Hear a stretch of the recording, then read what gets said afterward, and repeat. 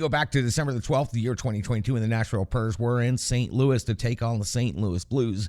Philip Forsberg, Mikhail Granlund, Matt Duchene are the first line, deployed by John Hines. Niederreiter, Johansson, and Citizens make up the second line. Trennan, Parson, and Jeannot.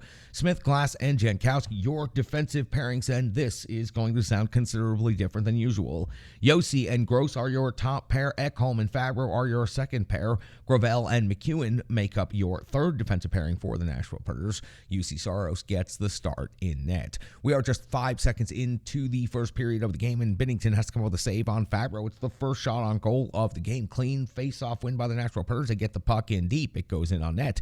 2 minutes into the game, UC Saros comes up with his first touch of the game. It is a save on Torachenko. 4:03, Binnington a save on Yossi. 4:17, first penalty of the game is Johansson. 2 minutes for tripping. Strong PK, lots of block shots by the Nashville Predators. Really good to see the Preds out there working as hard as they were. 7:59, Saros comes with a save on Pitlick through traffic. 9:49, Binnington comes with a save on Niederreiter's jam wrap around attempt. Then Bortuzzo's off the box. 2 minutes for roughing after the whistle. Not much happening for the Nashville Predators. Power play, they would only be able to generate one shot on goal. 14:18 in the first period. UC Saros comes with a save on Thomas. 15:16, Schen's off to the box. 2 minutes for boarding, and this was a really vicious-looking hit right here. Binnington comes with a save on Johansson from the slot, and that's all the Nashville Predators would be able to generate on this power play. 17:28, Johansson off to the box again. 2 minutes for slashing. Another strong PK by the Nashville Predators, giving up 0 shots against. We hit the end of the first period. Lots of penalties, but not much else. St. Louis outshoots Nashville 9-7 in the first 20. We hit the second 20.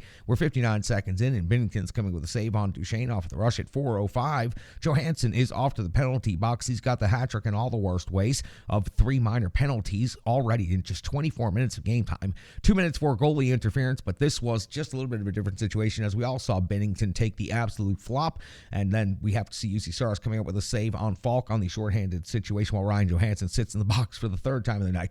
6:15 in the second period, Binnington comes with a save on Johansson out of the box, and a rebound on Yossi crashing the net hard. Now listen, if this play had worked out perfectly where Johansson takes 3 minor penalties, then gets out of the box and gets sprung for a goal, then you might have seen him try this more often, but I don't think it's a very successful plan to try to generate offense. But I'll take any options at this point. I'll take anything at this point. 6:55 in the second period, Binnington comes with a save on Forsberg. 7:05, McCullough's off to the box. 2 minutes interference.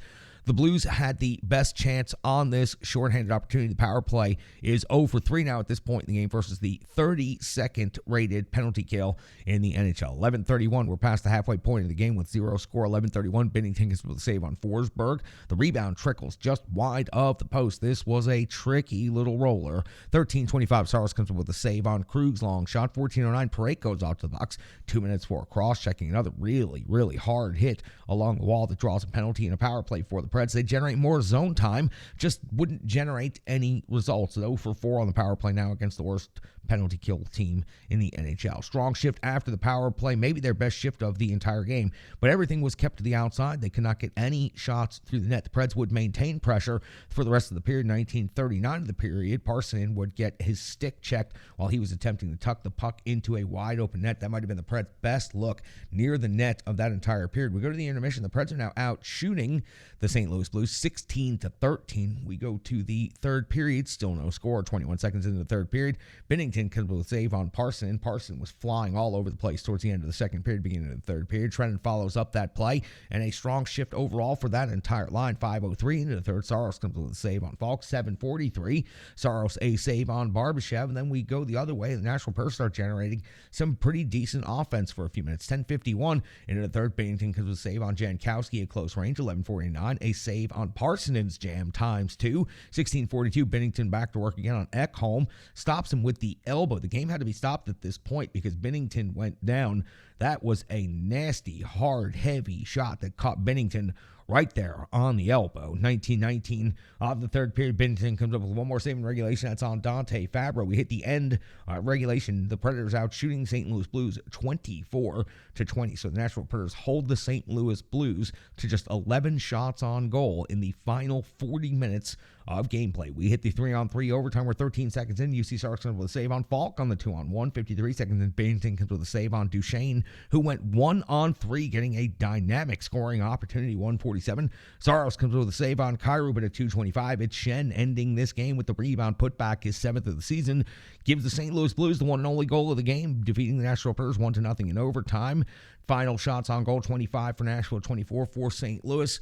Predators do get a point. They hold off the St. Louis Blues for the battle for 5th place in the Central Division. I guess you'll take small victories and small gains where you can, but a night where the Nashville Predators certainly let many opportunities slip away from them. And we've got a lot to talk about. There is a lot going on with this team, and there are some things that are really starting to slip right here. We'll get to it. We've got a lot of opinion. We've got a lot of analysis. We've got a lot of stats coming up here in the next segment. That was the Rebirth Sports full game recap. We'll be right back with some stats, analysis, and the Renegades of Puck.